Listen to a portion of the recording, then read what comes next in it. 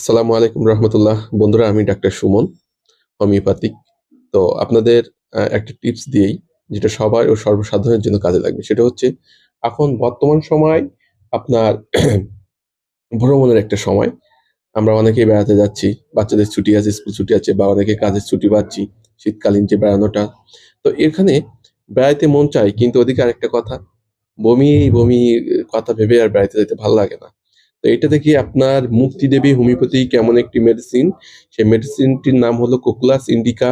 এটা যদি আপনি গাড়িতে ভ্রমণের কিছুক্ষণ আগেই, যদি আধা ঘন্টা ১ ঘন্টা আগে পানির সাথে মিশিয়ে কয়েকটা ডোজ খেতে পারেন, ইনশাআল্লাহ আপনার বমি ভাব, বমি বমন হওয়ার থেকে যে একটা প্রতিক্রিয়া সৃষ্টি হয়, সেটা চলে যাবে ইনশাআল্লাহ।